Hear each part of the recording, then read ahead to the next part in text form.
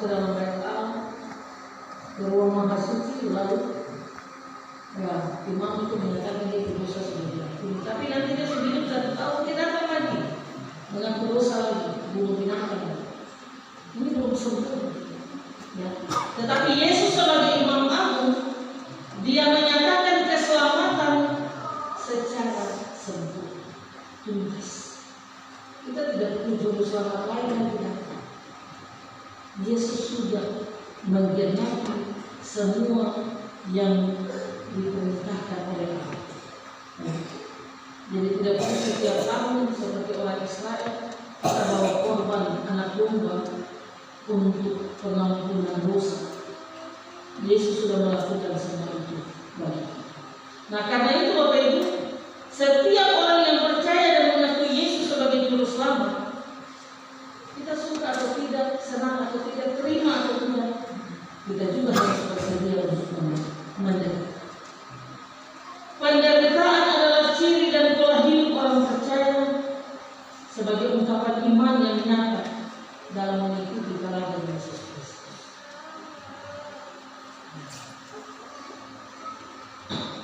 Saya selalu bilang, menjadi Kristen, jalan yang akan kita lalui adalah jalan penderitaan. Kalau mau menjadi Kristen dan tidak mau menderita, jangan jadi Kristen.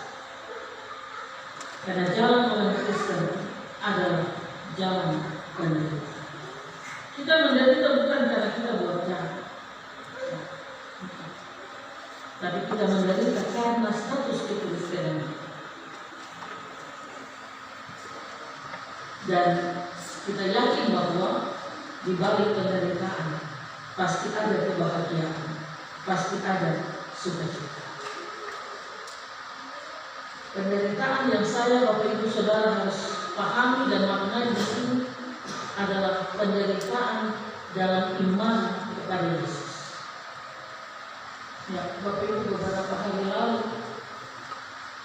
ada pendeta, suami istri pendeta. Mereka pulang untuk konfer di Namibia. Ya. Nah, karena mau cepat-cepat pulang untuk pelayanan, mereka jalan bawa anak perempuan 3 orang. 1 9 tahun, 7 tahun, 1 4 tahun, 4 atau 5. Ya. Karena mau cepat-cepat pulang, mereka numpang di satu perahu dengan penumpang 10 orang, BBM 300 liter. Sampai di tengah laut berombak ke bawah.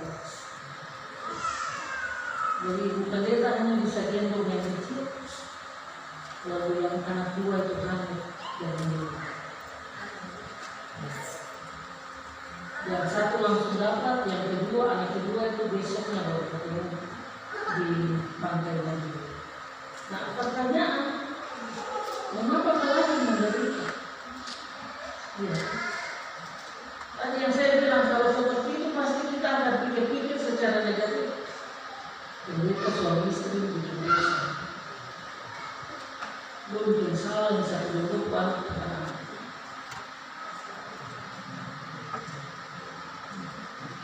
Tapi itulah bagian dari pelayanan sebagai hamba-hamba Tuhan, penderitaan. Hal-hal seperti itu bisa terjadi dalam kehidupan kita. Ya, saya pernah ulang-ulang bilang untuk Bapak Ibu kita semua, ada kita setia sekali dalam pekerjaan Tuhan, tapi masalah dalam rumah begitu banyak. Ada hal-hal yang tidak diinginkan terjadi dalam kehidupan kita. Apakah kita harus tunduk dalam persekutuan dengan Tuhan, undur dari pekerjaan Tuhan? Ini kalau kita undur itu menandakan kita tidak mau menderita bersama dengan Yesus. Ya. Itu menandakan kita menolak penderitaan. Kita menilai penderitaan secara negatif.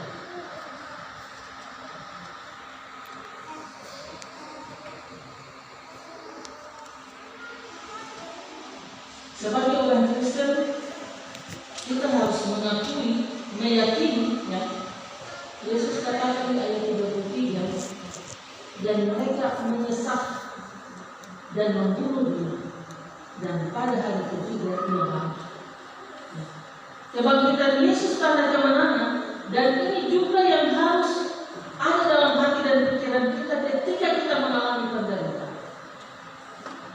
Betul, sekarang saya menderita, tapi saya sangat yakin bahwa suatu saat saya akan meraih kemenangan. Karena Yesus tidak mati terus, tapi dia bangkit. Nah, kalau kita meyakini seperti itu, maka penderitaan tidak akan melemahkan kita. Penderitaan tidak akan membuat kita kecewa ataupun putus asa. Penderitaan tidak akan membuat kita mundur dari persekutuan dengan Tuhan, dari pekerjaan kita. Tapi penderitaan itu akan membuat kita semakin semangat, penuh sukacita untuk melayani Tuhan.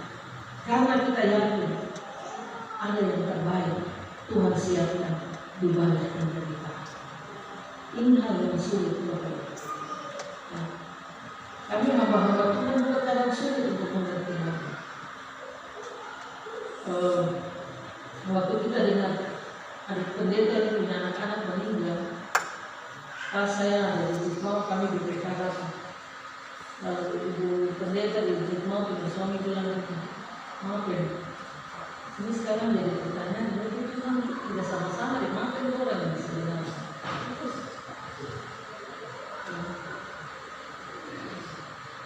Ya, ini kenyataan yang kadang kita tiba pada pikiran seperti itu.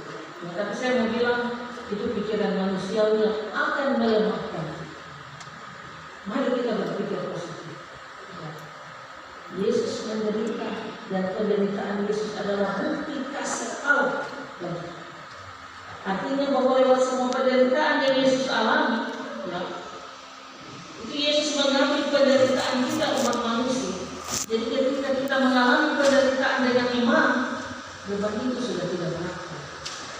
Tapi Yesus mengikutnya bersama dengan kita, karena itu beban itu sebenarnya sudah hilang. Nah, sekarang keputusan ada di tangan kita masing-masing. Kita mau menghadapi penderitaan sebagai orang-orang yang tidak percaya kepada Yesus, ataukah kita menghadapi penderitaan sebagai orang-orang yang percaya kepada Yesus, yang selalu mengarahkan hati, pikiran, pandangan kita kepada Yesus. Mana yang kita akan pilih dalam menjalani kehidupan di minggu baru, di bulan baru, bulan Maret yang Tuhan sudah anugerahkan bagi kita. Dan ini juga menjadi catatan bagi kita sebagai badan-badan pelayan unsur yang sudah terpilih pilih ya, dan juga yang nanti akan melakukan pemilihan saja. Ya, banyak kali kita tidak suka sibuk dengan pekerjaan itu. Aduh, jangan pilih saya dulu, saya masih sibuk ini. Pilih sudah yang tua-tua yang pada kerja. Ya, saya mau bilang bahwa Ibu kadang kita ini lagu-lagu bagus yang PKB nyanyi. Ya, kadang kita ini kasih hidup untuk Tuhan.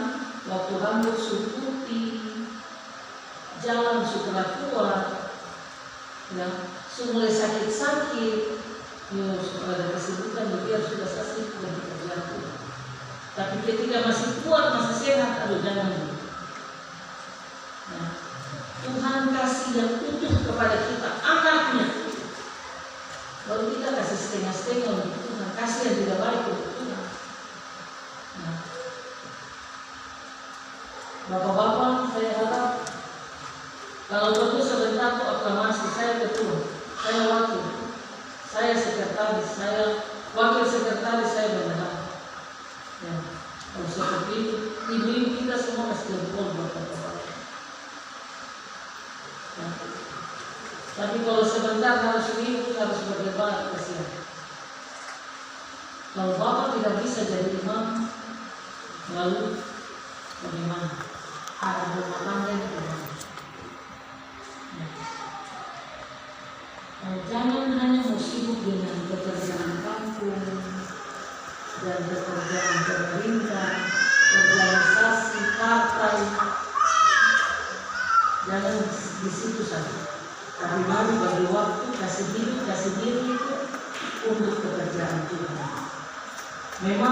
Bapak Ibu, Bapak-bapak, kita semua dalam pekerjaan kita ini, kita tidak dapat sesuatu yang kelihatan, yang kita uang, tapi kita percaya terlibat dalam pekerjaan kita, itu ada berkat yang luar biasa. Amin ya. Ada berkat yang luar biasa, berkat yang tidak kita duga. Tapi Tuhan selalu siapkan yang terbaik.